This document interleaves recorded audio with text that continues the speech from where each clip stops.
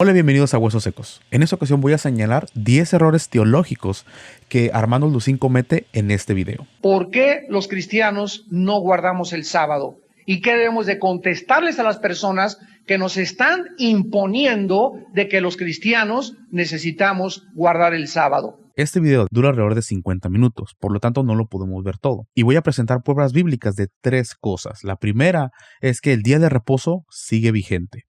La segunda es que el día de reposo continúa siendo el séptimo día, esto es, el sábado. Y por último, voy a demostrar que el día de reposo lo deben de continuar guardando los cristianos gentiles. Comenzamos.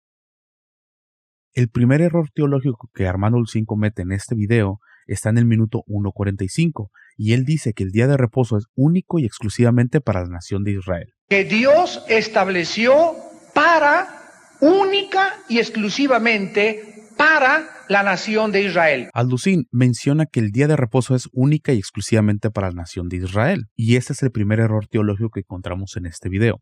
Podemos ver en Éxodo 12 que la ley era también para el extranjero que habitaba entre los hijos de Israel. Para esto vamos a leer Números 15, versículo 15. Un mismo estatuto tendréis vosotros de la congregación y el extranjero que con vosotros mora. Será estatuto perpetuo por vuestras generaciones. Como vosotros, así será el extranjero delante de Yahweh. Una misma ley y un mismo decreto tendréis, vosotros y el extranjero que con vosotros mora. Entonces aquí podemos ver que toda la ley también aplicaba para los extranjeros que vivían con los israelitas. Ahora vayamos a ver Isaías 56. Empecemos a leer desde el versículo 2.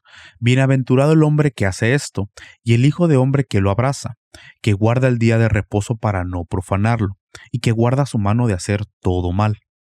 Y el extranjero que sigue a Yahweh no hable diciendo, ¿me apartará totalmente Yahweh de su pueblo? Ni diga el eunuco, he aquí yo soy árbol seco. Porque así dijo Yahweh, a los eunucos que guarden mis días de reposo y escojan lo que yo quiero y abracen mi pacto, yo les daré lugar en mi casa y dentro de mis muros.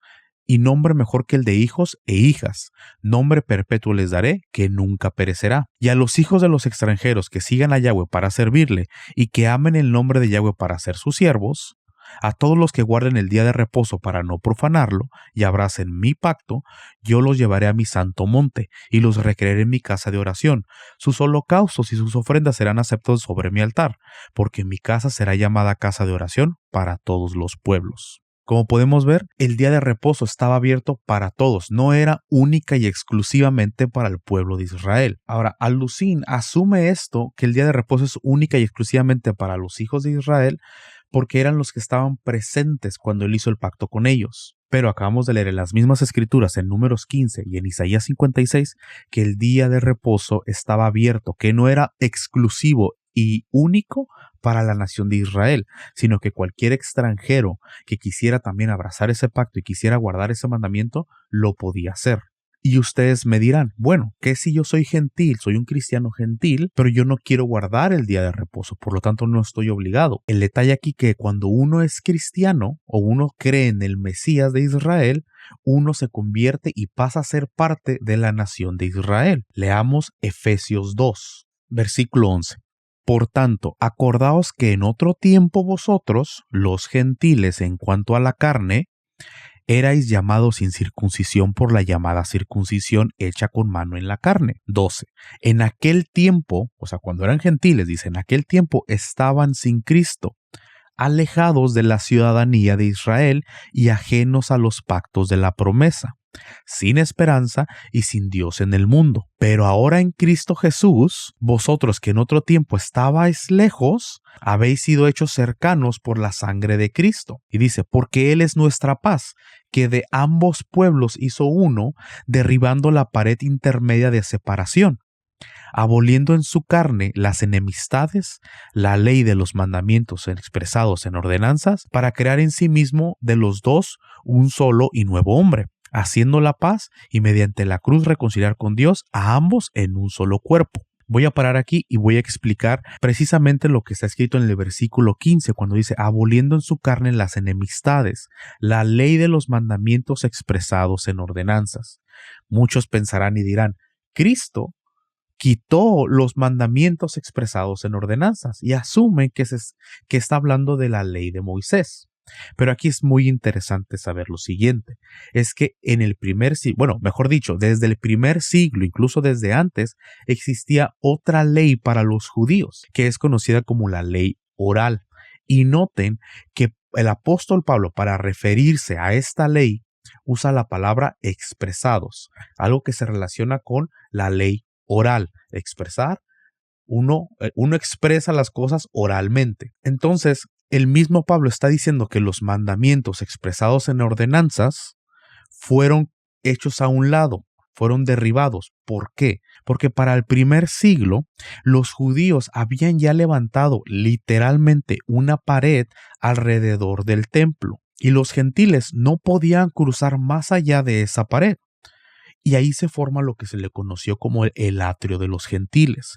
Si un gentil quería presentarse en el templo, no podía llegar más allá de esa pared. Y esto es porque fue un mandamiento establecido por los judíos, por la ley oral. Es por eso que específicamente en el versículo 14 Pablo dice, porque Él es nuestra paz, que de ambos pueblos hizo uno, o sea, tanto de los griegos o de los gentiles y de los judíos de ambos pueblos hizo uno. Y luego dice, derribando la pared intermedia de separación. La pregunta es, ¿a qué pared intermedia de separación se está refiriendo? Conociendo la arqueología, podemos estar seguros que había una pared que no permitía a los gentiles acercarse más allá de esa pared al templo. Ahora, esto es muy curioso, porque acabamos de leer en Isaías 56 que cualquier extranjero, que cualquier eunuco podía acercarse hasta el templo si abrazaba el mismo pacto que Israel había abrazado, y por lo tanto sus sacrificios y sus ofrendas serían también aceptos delante del altar de Yahweh. Entonces, si ahora que tú te consideras gentil, realmente no eres gentil, basado en lo que está escrito en el versículo 12, dice, en aquel tiempo estaban sin Cristo, alejados de la ciudadanía de Israel y ajenos a los pactos de la promesa. Ahora, continuemos leyendo donde nos quedamos. Dice, y vino y anunció las buenas nuevas de paz a vosotros que estabais lejos y a los que estaban cerca. ¿Quiénes eran los que estaban lejos? Eran los gentiles. ¿Y quiénes eran los que estaban cerca? Los judíos. Porque por medio de él, los unos y los otros tenemos entrada por un mismo espíritu al Padre. Y fíjense lo que dice el versículo 19. Así que ya no sois extranjeros ni advenedizos, sino conciudadanos de los santos y miembros de la familia de Dios, edificados sobre el fundamento de los apóstoles y profetas, siendo la principal piedra del ángulo Jesucristo mismo. Como podemos ver, nos dice el mismo apóstol Pablo que un gentil deja de ser gentil, es un conciudadano de la familia de Dios. Un gentil que abraza a Cristo, que acepta a Cristo, pasa a ser miembro del pueblo de Israel. Y si ustedes ven que desde el Antiguo Testamento, vamos a llamarle así, entre comillas, se enseñaba que una misma ley y un mismo decreto tendrá el natural como el extranjero, y lo vemos también en Isaías 56, que cualquier extranjero podía abrazar el pacto del día de reposo y todo el pacto que Dios hizo con Israel, también lo podía abrazar, y lo continuamos viendo en el Nuevo Testamento. Podemos ver que el apóstol Pablo está diciendo que ahora que somos ciudadanos de Israel, también somos herederos de los pactos de la promesa. Entonces ya no somos extranjeros, ya no somos gentiles, somos parte del pueblo de Israel y por lo tanto heredamos los mismos pactos y las mismas promesas que Israel heredó. En esta misma sección de este video, en esta misma sección del video de Armando Lucín, continuamente él sigue usando las palabras obligatorio o forzado, haciendo parecer como que si el Shabbat o el día de reposo fuera algo difícil o algo obligado, algo forzado, algo difícil de hacer, algo como que es algo negativo. Pero leamos lo que dice Isaías 58. Versículo 13. Si retrajeres del día de reposo tu pie de hacer tu voluntad en mi día santo y lo llamares delicia, santo, glorioso de Yahweh, y lo venerares, no andando en tus propios caminos, ni buscando tu voluntad, ni hablando tus propias palabras, entonces te deleitarás en Yahweh. Y les quiero hacer una pregunta. ¿A quién le vamos a creer? ¿Le vamos a creer a un hombre o le vamos a creer a la palabra de Dios? Si la palabra de Dios nos está diciendo que el día de reposo es santo y es una delicia, ¿cómo es que le vamos a creer a un hombre que nos está diciendo que es algo forzado, que es algo obligado? O sea, usa connotaciones negativas como si fuera algo, como si fuera una esclavitud. Pero la misma palabra de Dios, la misma palabra de Yahweh, nos deja saber que el día de reposo es una delicia. Si quisieran profundizar más en ese tema, si el día de reposo es solo para los judíos, ya tengo un video donde explico más a profundidad este tema. Se los voy a dejar acá abajo y se llama ¿El día de reposo es solo para los judíos? Y básicamente en ese video hablo de dos cosas. Les demuestro que había una ley mucho antes de la existencia del pueblo de Israel, como por ejemplo, a Caín estuvo mal que matara a su hermano Abel. Otro ejemplo, Noé pudo distinguir entre los animales puros e impuros. La pregunta es, ¿cómo sabía qué animales eran puros e impuros si no existía la ley de Levítico 11? Otro detalle importante es cuando vemos a Abraham que le da los diezmos a Melquisedec. ¿De dónde sacó la idea Abraham que tenía que darle los diezmos a un sacerdote del Dios Altísimo? Si aún no existía la ley de Moisés, donde se habla de los diezmos. También podemos leer en Génesis 26 que Abraham guardó los mandamientos, los preceptos, los estatutos y las leyes de Dios.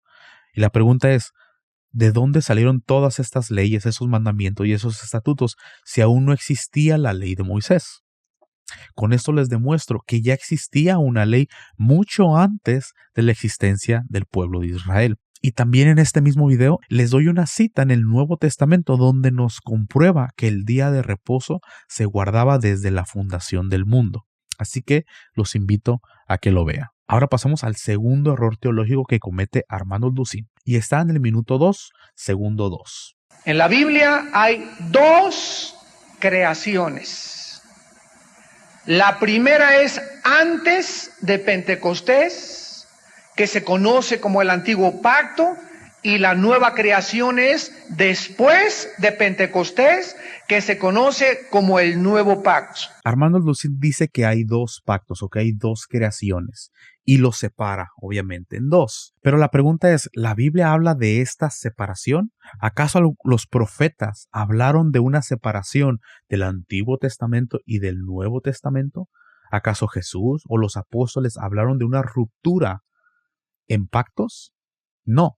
Si nosotros leemos Mateo 5 del 17 al 20, podemos ver que Jesús dijo, no penséis que he venido a abrogar la ley o los profetas. No penséis que he venido para abrogar la ley o los profetas. No he venido para abrogar, sino para cumplir. Y hasta aquí muchos leen y dicen, no, es que Él vino y cumplió la ley y por eso ya no tenemos que guardarla nosotros.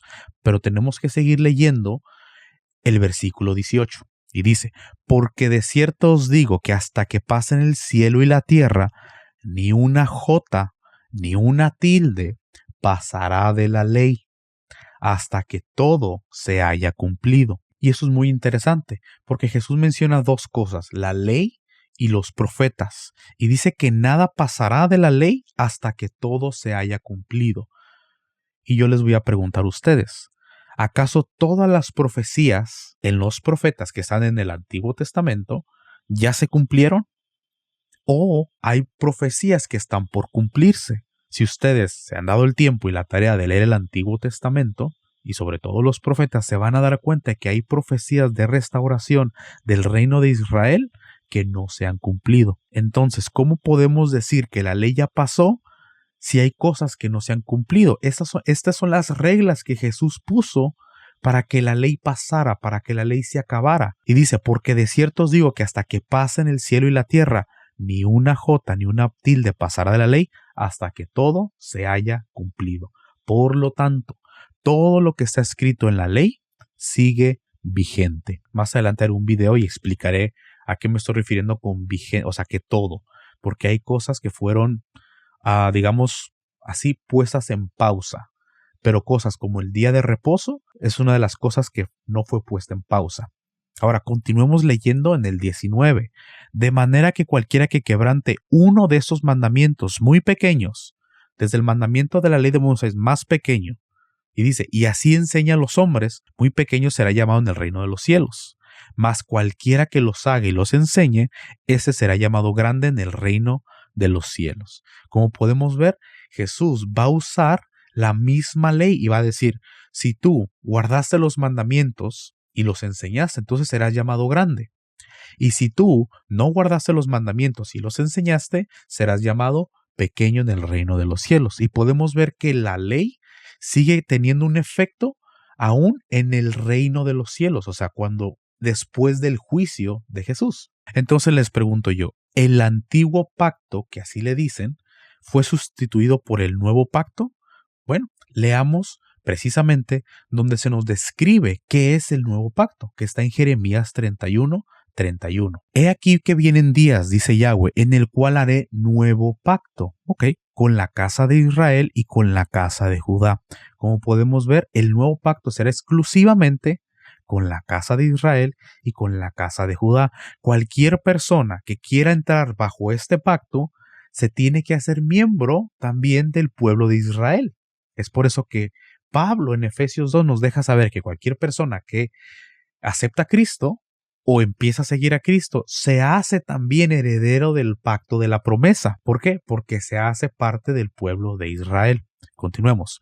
No como el pacto que hice con sus padres el día que tomé su mano para sacarlos de la tierra de Egipto, porque ellos invalidaron mi pacto, aunque fui yo un marido para ellos, dice Yahweh. Pero este es el pacto que haré con la casa de Israel después de aquellos días, dice Yahweh.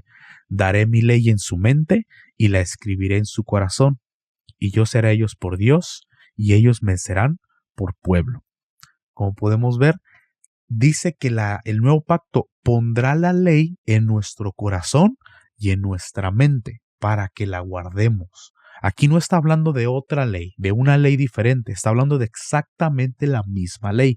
Y para confirmar esto, vamos a leer Ezequiel 36. Leamos el versículo 26 al 27. Os daré corazón nuevo y pondré espíritu nuevo dentro de vosotros, y quitaré de vuestra carne el corazón de piedra, y os daré un corazón de carne, y pondré dentro de vosotros mi espíritu, y haré que andéis en mis estatutos, y guardéis mis preceptos, y los pongáis por obra. Ese es el propósito del Espíritu en el nuevo pacto, hacernos que guardemos, que andemos en los estatutos y que guardemos sus preceptos y los pongamos por obra. Cuando viene Jesús y establece el nuevo pacto, Él también trae a un espíritu, y incluso Él lo dijo, si me amas, guarden mis mandamientos, y yo rogaré al Padre y les mandaremos al Consolador, o sea, al Espíritu Santo. Ese es el propósito del Espíritu Santo, hacernos que andemos en los estatutos y en los mandamientos de Dios. Entonces, ¿cómo podemos decir que el nuevo pacto sustituye al antiguo pacto? Es imposible, porque el nuevo pacto es una renovación realmente del antiguo pacto y viene con el Espíritu Santo que nos va a ayudar a guardar los mandamientos por amor. Por eso dice que nos lo pondrá en el corazón, para guardar y poner por obra sus mandamientos por amor. Y para que entiendan más acerca de los pactos y para que se den cuenta que realmente el nuevo pacto o el Nuevo Testamento es una continuación de lo que Moisés y los profetas hablaron. Y les voy a dejar aquí abajo un video que se llama El Evangelio de Moisés, en donde explico más a profundidad este tema de los pactos. Ahora pasemos al tercer punto. Y cuando viene Jesucristo y se inicia el bautismo del Espíritu Santo, la llenura del Espíritu Santo, la plenitud del Espíritu Santo en los creyentes, viene una nueva creación. El que está en Cristo, nueva katasis en el griego, nueva creaciones. Dios no creó nada antes de que hubiera el nuevo nacimiento. Entonces, antes de Cristo, la creación era física. Después de Cristo, la segunda creación de la Biblia es la creación espiritual. Pero la vamos a ir poco a poco entendiendo. Somos hijos de Dios. Entonces, esto es importante porque dice la Biblia, yo hice un pacto con el pueblo de Israel, pero ellos, versículo 32 de Jeremías, invalidaron mi pacto. Aunque fui yo pasado, un marido para ellos, dice Jehová. O sea que aquí Dios ya comienza a explicarle a Jeremías qué cosa. El pacto que hice con el pueblo, ellos lo pisotearon, no me quisieron obedecer, no se quisieron someter, por lo cual yo les di carta de divorcio. Este es otro error teológico que comete Armando Lucín. Tenemos que entender todo lo que Yahweh, lo que Dios dijo a través del profeta Jeremías. Y sí, específicamente en Jeremías 3, Yahweh se divorcia de la casa de Israel. Pero noten que dije de la casa de Israel y no de la casa de Judá. Leamos. Jeremías 3, versículo 6. Me dijo Yahweh en días del rey Josías: ¿has visto lo que ha hecho la rebelde Israel? Ella se va sobre todo monte alto y debajo de todo árbol frondoso, y allí fornica. Y dije, después de hacer todo esto, se volverá a mí, pero no se volvió, y lo vio su hermana la rebelde Judá. Aquí podemos ver ya la separación de las dos casas de Israel, la casa de Israel y la casa de Judá. Leamos el versículo 8 ahora. Ella vio que por haber fornicado la rebelde Israel, yo la había despedido y dado carta de repudio, pero no tuvo temor la rebelde Judá, su hermana, sino que también fue ella y fornicó. Como podemos ver, sí, efectivamente, Dios, Yahweh, se divorció de la casa de Israel, pero nunca se divorció de la casa de Judá. Y aquí Armando Lucín dice que Dios se divorció de toda la nación de Israel. Pero eso es un error teológico y es muy deshonesto decir eso y no aclarar que se divorció de la casa de Israel, pero no de la casa de Judá. Ahora, ¿por qué se necesitaba que el pacto continuara vigente con la casa de Judá? Porque era a través de la casa de Judá, de la casa de David, que era de la tribu de Judá, tenía que venir el Mesías. Es por eso que Dios no se divorció de la casa de Judá, porque más adelante de los judíos nacería Jesús el Mesías. Ahora, continuemos leyendo un poco más abajo en el versículo 11 y veamos el mensaje que Dios le tiene a la casa de Israel una vez que ya se había divorciado de ellos. Versículo 11 dice, y me dijo Yahweh, ¿ha resultado justa la rebelde Israel en comparación con la desleal Judá? Ve, y le dice a Jeremías, y clama estas palabras hacia el norte. ¿Por qué hacia el norte? Porque la casa de Israel estaba en el norte, como pueden ver en este mapa de aquí. Él estaba en el norte de la casa de Israel y la casa de Judá estaba en el sur. Y le dice, ve hacia el norte y di, vuélvete, oh rebelde Israel, dice Jehová, dice Yahweh, no haré caer mi ira sobre ti, porque misericordioso soy yo, dice Yahweh, no guardaré para siempre el enojo. Reconoce pues tu maldad, porque contra Yahweh tu Dios has prevaricado y fornicaste con los extraños debajo de todo árbol frondoso, y no oíste mi voz, dice Yahweh. Y le sigue diciendo, convertíos hijos rebeldes, dice Yahweh, porque yo soy vuestro esposo, y os tomaré uno de cada ciudad y dos de cada familia, y los introduciré en Sión, y os daré pastores según mi corazón, que os apacienten con ciencia y con inteligencia. Como podemos ver, aquí está, dice, convertíos hijos rebeldes, o sea, nunca los despreció, nunca se divorció 100% o completamente de la casa de Israel. Y es por eso que Jesús tuvo que venir y morir por los pecados del pueblo de Israel, tanto de la casa de Judá como de la casa de Israel. Y es por eso que en Mateo 1:21 dice, le pondrás por nombre Yeshua, porque él salvará a su pueblo de sus pecados, tanto pasados, presentes y futuros. Entonces aquí podemos ver que Armando Lucín saca de contexto para afirmar que Dios se divorcia de Israel y darle así en la teología cristiana un reemplazo del pueblo de Israel. Y en este caso viene siendo supuestamente la iglesia o los gentiles que aceptaron a Cristo. Pero esto es muy deshonesto. Entonces, si se dan cuenta cómo Armando Lucín saca de contexto la historia, saca de contexto los versículos para decir que Dios se divorció de la nación de Israel, dándole así lugar a la iglesia gentil como reemplazo al pueblo de Israel. Y otra cosa en donde Lucín falla es en decir que uno de las misiones o de los propósitos, de los trabajos que hará Jesús es reunir a las dos casas de Israel que se habían separado. Leamos la profecía de Ezequiel 37. Leamos a partir del versículo 15. Vino a mí palabra de Yahweh diciendo, Hijo de hombre, toma ahora un palo y escribe en él para Judá y para los hijos de Israel sus compañeros. Toma después otro palo y escribe en él para José, palo de Efraín, y para toda la casa de Israel sus compañeros. Como se dan cuenta, una vez más, el profeta está diferenciando entre la casa de Israel y la casa de Judá. Son dos cosas separadas y les dice, da este mensaje para las dos casas. Júntalos luego el uno con el otro para que sean uno solo. Y serán uno solo en tu mano. Y cuando te pregunten los hijos de tu pueblo diciendo, ¿no nos enseñarás qué te propones con esto? Diles, así ha dicho Yahweh el Señor. He aquí, yo tomo el palo de José que está en la mano de Efraín, y a las tribus de Israel sus compañeros, y los pondré con el palo de Judá, y los haré un solo palo, y serán uno en mi mano. Y los palos sobre los que escribas estarán en tu mano delante de sus ojos, y les dirás, así ha dicho Yahweh el Señor, he aquí, yo tomo a los hijos de Israel de entre las naciones a las cuales fueron, y los recogeré de todas partes, y los traeré a su tierra. Y los haré una nación en la tierra, en los montes de Israel, y un rey será a todos ellos por rey, y nunca más serán dos naciones, ni nunca más serán divididos en dos reinos. Como podemos ver, Jesús será el rey sobre estas dos naciones que se juntarán y serán una nuevamente. Continuemos leyendo. Ni se contaminarán ya más con sus ídolos, con sus abominaciones y con todas sus rebeliones, y los salvaré de todas sus rebeliones con las cuales pecaron, y los limpiaré. Y me serán por pueblo y yo a ellos por Dios. Y escuchen lo que dice aquí, mi siervo David será rey sobre ellos, se está refiriendo a Jesús, y todos ellos tendrán un solo pastor, Juan 14, y andarán en mis preceptos y mis estatutos guardarán y los pondrán por obra.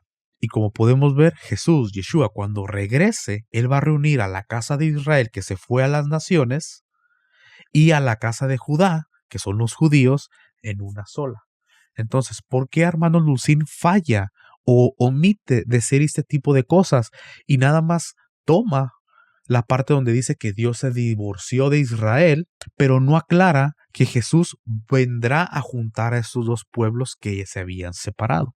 Ahora, estando en este mismo tercer punto, quiero que escuchemos lo que dice en el minuto 13, segundo 33. Vivimos con Cristo. La ley ya no nos puede ladrar. La ley ya no me puede decir, Armando, tienes que guardar el sábado, tienes que hacer sacrificios de becerros, tienes que hacer la fiesta de la Pascua, tienes que hacer estas cosas, porque ya morimos a esa ley. Quiero que se den cuenta de las palabras que usó y dijo, la ley ya no nos puede ladrar. Como si la ley, como que él está diciendo que la ley ya no tiene autoridad sobre nosotros. Pero esta es una falacia totalmente derivada de la teología del reemplazo. En la mente de Armando Lucín, él piensa que la ley fue abolida y fue hecha a un lado porque Israel invalidó ese pacto. Pero aquí podemos ver, hemos leído en Ezequiel 37, hemos leído las mismas palabras de Jesús que nos están dejando saber que la ley se continuará guardando. Entonces, ¿cómo es que él se atreve a decir que la ley ya no nos puede ladrar? Si el mismo Jesús nos está diciendo que Él no vino a abrogar la ley. Y dice que nada pasará de la ley hasta que todo se haya cumplido. Y una de las cosas que se tiene que cumplir, lo acabamos de leer en Ezequiel 37, la reunión de las dos casas en su tierra y que hayan puesto, obviamente, a Jesús como su único rey. Y eso no ha pasado. Por lo tanto, no ha pasado ni una jota ni una tilde de la ley. Esas son las mismas palabras de Jesús. Y les pregunto yo a ustedes, ¿a quién le vamos a creer? ¿Le vamos a creer a Armando Lucín o le vamos a creer a Jesús? ¿A quién le creemos? Y para resolver este problema teológico, Armando Lucín argumenta que la ley de Cristo reemplazó la ley de Moisés. Pero quiero que entiendan una cosa, la ley de Cristo dice que tenemos que amar al prójimo como nos amamos a nosotros mismos, algo que se encuentra también en Levítico. Entonces, la ley de Cristo no puede reemplazar la ley de Moisés porque la ley de Cristo ya está incluida en la ley de Moisés. Y tengo un video en donde explico más a profundidad este tema de la ley de Cristo y la ley de Moisés y les contesto la pregunta si realmente la ley de Cristo reemplazó la ley de Moisés y se los voy a dejar aquí abajo también. Más adelante, después de esas palabras, Armando dice lo siguiente: siempre habrá falsos maestros judaizantes que enseñan las cosas tergiversadas. Pero hasta ahorita, veamos las cosas que Armando Lucín ha tergiversado. Dijo que Dios se divorció de la nación de Israel, o sea, incluyendo a todos. Pero acabamos de ver que no, que solamente se divorció de la casa de Israel y no de la casa de Judá. Dijo que la ley de Dios no nos puede ladrar. Pero ¿cómo es esto posible si Jesús mismo dijo que la ley sigue vigente y seguirá vigente hasta que todo se haya cumplido y hasta que pasen el cielo y la tierra? También asume o dice que la iglesia reemplazó al pueblo de Israel. Pero les pregunto yo, ¿acaso Armando Alducín no ha leído Romanos 11, en donde claramente se dice que Dios no ha desechado a su pueblo? Incluso así dice Pablo, ¿ha desechado Dios a su pueblo? En ninguna manera. Entonces, ¿de dónde saca Armando Alducín que la iglesia cristiana gentil reemplazó a la nación de Israel? Es otro punto que él ha tergiversado.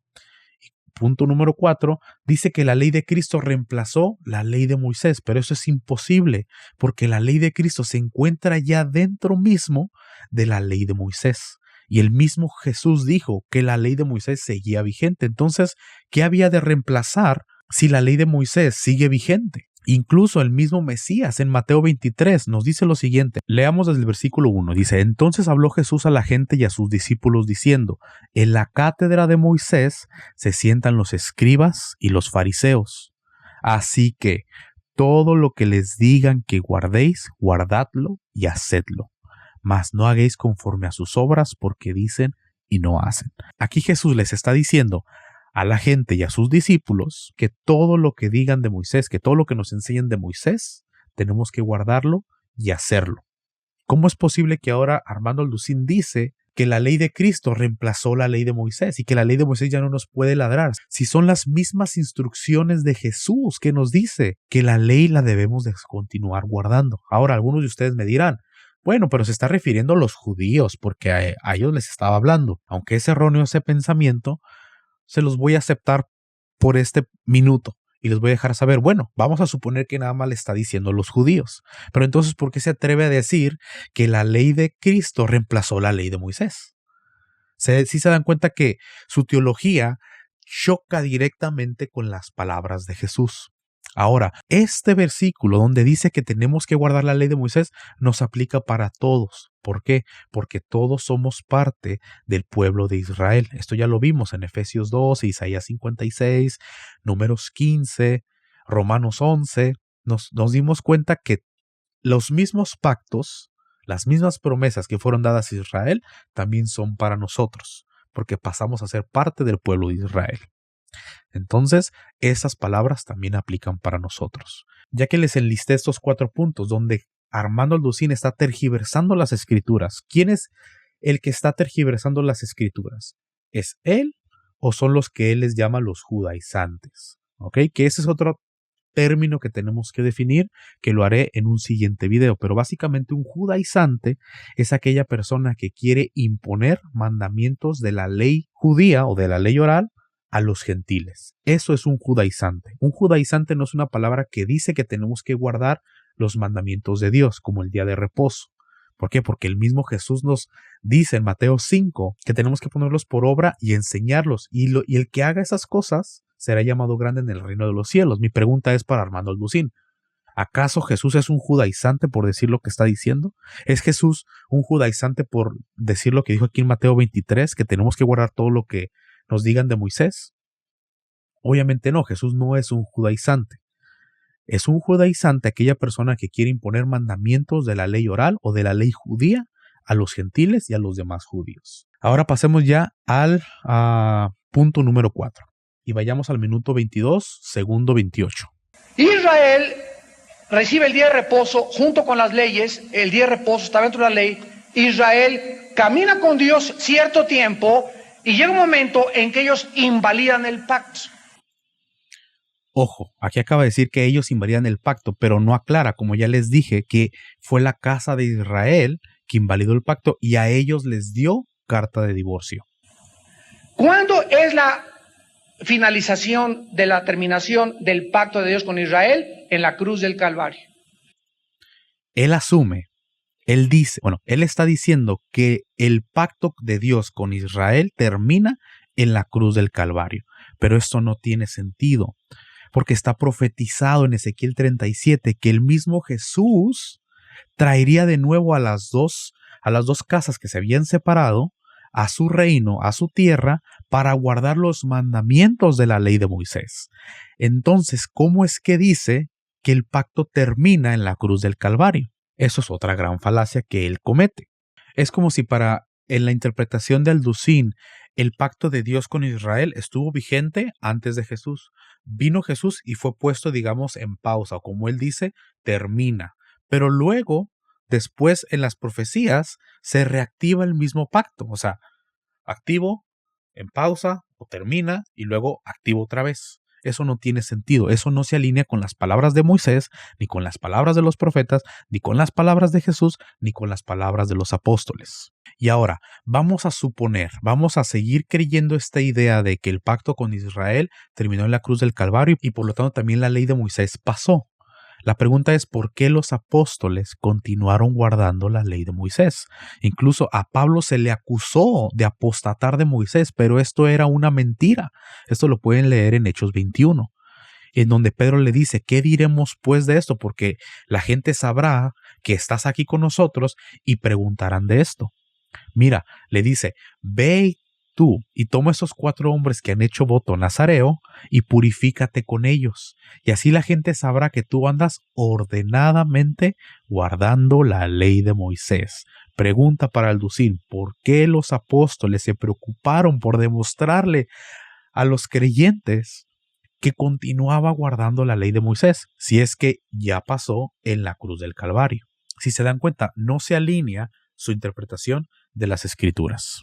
A lo suyo vino y los suyos no recibieron, aunque Dios les había dado ya carta de divorcio. La última generación de judíos crucifica a Jesucristo en la cruz. Otro gran error, dice que la última generación de judíos crucifica a Jesús. Eso no está conectado con la historia. ¿Cómo es que continuaron los apóstoles siendo judíos? Ellos nunca negaron su linaje, por llamarlo así. Incluso Pablo dice, yo soy hebreo de hebreos, de la tribu de Benjamín. ¿Cómo es posible que él dice, la última generación de judíos crucificaron a Jesús? Eso es un error, porque los primeros que creyeron en Jesús, todos eran judíos. Hasta Hechos 10, todas las personas que se convirtieron a Cristo o empezaron a creer a Jesús como el Mesías de Israel, eran judíos. Entonces, ¿cómo es posible que hasta Hechos 10, con Cornelio, vemos ya el primer, digamos así, el primer gentil que busca al Dios de Israel y mandan a Pedro para que le predique de Jesús? Incluso en Hechos 2 se nos deja saber que había judíos de todas partes que habían venido a Jerusalén a la fiesta de Pentecostés. Y muchos de esos judíos estuvieron en el aposento alto cuando el Espíritu Santo cayó sobre todos ellos. Y todos ellos eran judíos. Entonces, ¿cómo él dice que la última generación de judíos crucificaron a Jesús? Y bueno, esa es otra interpretación que Armando Alducín tiene, que obviamente no se alinea ni con el relato bíblico ni con el resto de la historia del mundo. Continuemos viendo esta parte del Israel. Ahora quedan atrás y Dios con Cristo inaugura una nueva creación. El Espíritu Santo viene en el 8º día, que es el primer día de la semana. Cristo resucita en el primer día de la semana, que es el día 8º. Y todo lo vamos a ver más adelante. Y todo comienza con una nueva creación. Y ahora Dios inaugura un nuevo pueblo de todas las naciones. Ya no es Israel, ya son los italianos, son los ingleses, son de todos. Y estamos ya bajo una nueva ley. Y estamos caminando todos nosotros bajo el nuevo pacto, bajo una nueva ley. Pero Dios le dijo a Israel que el pacto con ellos era perpetuo. ¿Se acuerdan? Aquí tiene razón, pero lo que es difícil de entender es lo que ya explicamos previamente. ¿Cómo es posible que el pacto estuvo vigente antes de Jesús y luego hubo una pausa en ese pacto y luego se reanuda ese pacto? Eso no tiene sentido y, como les dije, no se alinea con las palabras de Moisés, ni de los profetas, ni de Jesús, ni de los apóstoles. Con Israel. Nosotros somos una nueva nación, un linaje escogido. Y aunque nosotros somos... Ojo, aquí está diciendo que son una nueva nación, un linaje escogido. No, falla en reconocer que un gentil, cuando se convierte, es injertado, como está en Romanos 11, al buen olivo, que es Israel. Es puesto dentro del pueblo de Israel para que herede los pactos y la promesa. Entonces, no es una nueva nación, porque Dios nunca hizo un pacto con una nueva nación. Como leímos en Jeremías 31 en adelante, dice que hará un nuevo pacto con la casa de Israel y con la casa de Judá. No menciona una nueva nación, no menciona un pueblo gentil, menciona la casa de Israel y la casa de Judá, que más adelante Jesús como rey los uniría en una sola nación. Vamos ahora, y hemos entrado a ser injertados, Romanos 11, al olivo, el cual es Jesús, y ellos han sido desgajados.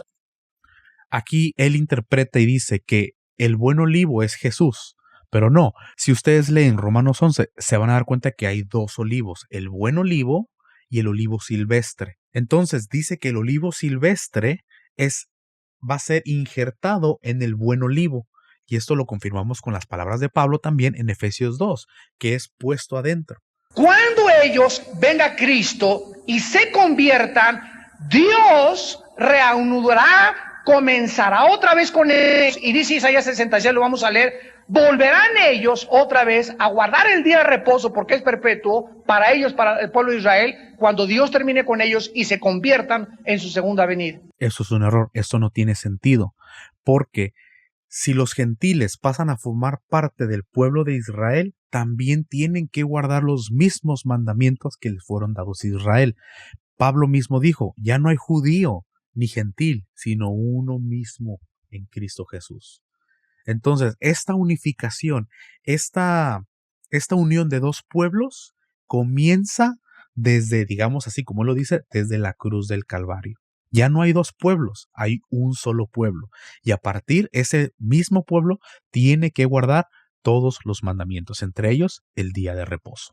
Pasemos al punto número 5 y este va a ser el último de este video, esta va a ser la primera parte y haré otro video con los otros 5 puntos. Entonces, entre el abandono de Israel y la restauración de Israel hay un paréntesis que somos nosotros y que somos la iglesia. Y nosotros, la iglesia, no se nos obliga a guardar ese día de reposo, lo vamos a comprobar en el Nuevo Testamento, porque fue algo entre Israel y Dios como una señal de que ellos eran su pueblo. Nosotros tenemos ahora otra señal que es el sello del Espíritu Santo. Acuérdense que el Espíritu Santo iba a venir sobre también la casa de Israel y la casa de Judá. Lo leímos en Jeremías 31 en adelante y en Ezequiel 36. Que dice que pondría un espíritu en nosotros para guardar sus mandamientos. El Espíritu Santo no es exclusivo de los gentiles, ¿ok? Más bien los gentiles, como ya lo he repetido muchísimas veces, se unen al pueblo de Israel para heredar los pactos de la promesa. Es lo que nos identifica como el pueblo de Dios, el sello del Espíritu Santo. Ellos no tenían el sello del Espíritu Santo, tenían el sello de la circuncisión externa de su prepucio. Solo los que habían sido libertados de Egipto, como el pueblo de Dios, podían disfrutar de este día de reposo. Dios estaba tratando solamente con Israel, y cuando terminó de tratar con ellos, como su pueblo, entonces el sábado también cesó. Ese es otro error que menciona Alducín, que cuando Dios terminó con ellos, también cesó el sábado. Pero la pregunta es, ¿por qué Jesús guardó el día de reposo? ¿Por qué ¿Por qué Pablo guardó el día de reposo? También los apóstoles. ¿Por qué sigue vigente esta práctica? Y algunos dirán, no, lo que pasa es que era el día que usaban para predicar. Pero acuérdense lo que pasa en Hechos 21. Pablo tenía que demostrarles a todos que él seguía ordenadamente guardando la ley de Moisés. Entonces aquí Armando Alducín se muerde la lengua, porque el mismo Pablo nos está dejando saber que él continuó guardando la ley de Moisés. ¿Cómo es que él dice que ya el pacto de Moisés, la ley de Moisés, cesó? No tiene sentido, porque Pablo, como ya lo he dicho muchas veces y lo sigo diciendo, porque tiene que quedar claro que Pablo mismo dijo, yo ando ordenadamente guardando la ley de Moisés. Este mandamiento de guardar el sábado no se encuentra en ninguna parte del Brit Hadashah o del Nuevo Testamento. En ninguna parte del Nuevo Testamento se le ordena a la iglesia guardar el sábado. Pero todos los otros 9 mandamientos del Decálogo de Moisés son repetidos en el Nuevo Testamento. Vean. Ese es el quinto punto o el quinto error que comete Armando Alducín. Él dice que no se encuentra el día de reposo como mandamiento en el Nuevo Testamento y que ese mandamiento tampoco es para los cristianos gentiles. Pero la verdad es que sí está. Simplemente uno, cuando lee esos versículos, no analiza más a profundidad. Vayamos primero a Marcos capítulo 2. Y esto ya lo expliqué en el video en el que trato si el día de reposo es solo para los judíos. ¿Y se acuerdan que les dije que hay una cita en el Nuevo Testamento? Bueno, la vamos a leer de una vez. Marcos capítulo 2, versículo 27.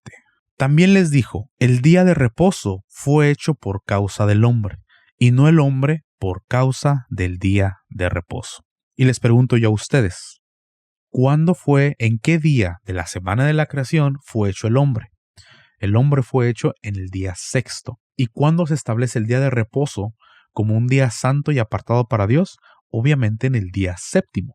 Y aquí mismo Jesús nos está diciendo que el propósito, que el día de reposo fue hecho por causa del hombre y no el hombre por causa del día de reposo. O sea que primero vino el hombre y después vino el día de reposo, y nos está diciendo que Dios creó el día de reposo para el hombre. Entonces, desde la creación podemos ver que el día de reposo empieza a estar activo. Y es muy interesante lo que dice ya en el siguiente versículo, en donde dice, por tanto, el Hijo del Hombre es Señor aún del día de reposo. En el cristianismo se interpreta como que, Jesús es el Señor del día de reposo y Él nos da permiso de hacer lo que queramos. No se puede interpretar así. Cuando Él dice que, por tanto, el Hijo del Hombre es Señor aún del día de reposo, nos está dejando saber que Él es el que sabe qué es lo que sí se puede hacer y qué es lo que no se puede hacer. Porque aquí a Jesús se le está acusando de permitirle a sus apóstoles recoger espigas en día de reposo. Y los acusan y les dicen, no es lícito recoger alimento en día de reposo. Y sí es cierto, sí hay un mandamiento que dice que no podemos recolectar comida. Pero aquí hay algo que tenemos que notar en esta respuesta que les da Jesús. Y les recuerda cuando David estaba huyendo de Saúl y tuvo que llegar a la casa de un sacerdote, siendo Abiatar sumo sacerdote. Dice que comió de los panes de la proposición, de los cuales no es lícito comer sino a los sacerdotes. Y dice, y aún dio a los que con él estaban. Entonces, ¿qué nos está dejando saber? David no debía de comer de sus panes. Había un mandamiento que no le permitía de comer, pero por la situación en la que estaba David, con hambre, huyendo de Saúl, porque cuando uno huye para proteger su vida, uno no empaca comida, uno no empaca lonche para el viaje, uno sale corriendo y se va como lo hizo David. Y dice la palabra que aún los que con él estaban también comieron de los panes de la preposición, de los cuales no debían de comer, pero aún así comieron. ¿Qué estaba pasando? Simplemente que David tenía hambre. De la misma forma sus apóstoles tenían hambre, por eso Jesús les permitió recoger espigas en día de reposo. Recordemos que los apóstoles dejaron todo atrás por seguir a Jesús y por predicar el evangelio. Entonces les fue lícito, les fue permitido recoger espigas en día de reposo para que se alimentasen. Ese es simplemente uno de los versículos que podemos leer en el Nuevo Testamento donde vemos que el día de reposo continúa vigente desde la fundación del mundo hasta esos tiempos, incluso hasta estos tiempos. Ahora leamos Hechos capítulo 15. Y es precisamente en donde se discute entre los apóstoles qué es lo que deben guardar los gentiles y qué es lo que no deben de guardar los gentiles. Y aquí vamos a encontrar la razón por la cual los gentiles solo, entre comillas, tenían que guardar 4 mandamientos. Vamos a brincarnos hasta el versículo 19, donde Jacobo está hablando y dice, por lo cual yo juzgo que no se inquieta a los gentiles que se convierten a Dios. Acuérdense, los gentiles eran personas que no conocían ni siquiera quién era Abraham o quién era Moisés o quién fue el rey David. Entonces, como no conocían a Dios y toda la ley de Moisés, entonces por eso que Jacobo dice lo siguiente, sino que se les escriba que se aparten de contaminaciones de los ídolos, de fornicación, de ahogado y de sangre. Ahí está. Muchos cristianos hasta aquí leen y dicen, no, los cristianos gentiles simplemente tenemos que guardar 4 mandamientos de la ley de Moisés, pero fallan en continuar leyendo lo que dice. Dice, porque Moisés desde tiempos antiguos tiene en cada ciudad quien lo predique en las sinagogas, donde es leído cada día de reposo. La razón por la cual los gentiles iban a guardar 4 mandamientos era porque Moisés era predicado en las sinagogas cada día de reposo. ¿Qué nos da a entender eso? Nos da a entender que los gentiles iban a ir a las sinagogas en día de reposo, porque es un mandamiento, a escuchar de Moisés, a aprender de Moisés. Y esto se alinea perfectamente con las palabras de Jesús cuando dice en Mateo 23, todo lo que les digan de Moisés, háganlo y guárdenlo. Incluso podemos ver que desde el capítulo 13 de los Hechos, podemos ver a gentiles asistiendo ya a las sinagogas en día de reposo. Entonces, esta es una prueba en el Nuevo Testamento que los gentiles asistían en día de reposo a las sinagogas para escuchar de Moisés. Ya estaban guardando ellos el día de reposo. Ahora les voy a dar otra prueba más y esa está en Hebreos capítulo 4. Versículo 8. Porque si Josué les hubiera dado el reposo, no hablaría después de otro día. Por tanto, queda un reposo para el pueblo de Dios. Y ustedes van a decir, pero ahí no está diciendo nada acerca del día de reposo. No, porque a simple vista en este lenguaje, en español, no podemos leer la palabra que está usando el autor para la palabra reposo. Y para esto vamos a usar un diccionario Strong. Hebreos 4:9 dice, por tanto, queda un reposo para el pueblo de Dios. Veamos aquí lo interesante que la palabra que el autor de Hebreos usa para referirse a reposo es la palabra sabatismos, como ustedes lo pueden ver, haciendo referencia al día de reposo. Y lo interesante es que el autor de la carta a los Hebreos es el único lugar en donde usa esta palabra sabatismos para decir reposo. Porque si revisamos, digamos, la palabra reposo que dice en el versículo 8, miren que no es la misma. Es la palabra katapauo, que quiere decir establecerse, colonizar, desistir, reposar, impedir, dar reposo. Incluso en toda la carta a los Hebreos, la única parte en donde se menciona la palabra sabatismos es en Hebreos capítulo 4, versículo 19. G4520 o 4520, que es la palabra sabatismos. Aquí este diccionario cristiano, como es un diccionario cristiano, aquí dice que es el reposo del cristianismo, pero eso es incorrecto. Aquí lo interesante, lo que nos tenemos que enfocar es en la palabra sabatismos. ¿Qué es sabatismos? Bueno, vamos a ver qué es lo que nos dicen otros diccionarios acerca de la palabra sabatismos. Para empezar, podemos ver que se deriva de la palabra esta que está aquí, que es la G4521, y ahorita la vamos a revisar. Pero veamos uno de sus significados. Eso es en inglés, obviamente, pero dice a keeping Sabbath, que es guardando un Shabbat. Eso es lo que significa sabatismos. Ahora, ¿de dónde se deriva esta palabra? Se deriva de una palabra que es esta que está aquí, que es el G4521. Estamos viendo ahorita G4520, sabatismos, pero se deriva de la palabra G4521. Veamos a ver qué significa esta palabra. Del origen hebreo, que es la palabra H7676, que quiere decir Sabbat o Shabbat. En el Strong, en la King James, cuando se usa esta palabra G4521 es para referirse al día de reposo, al Shabbat, y en algunas partes a semana.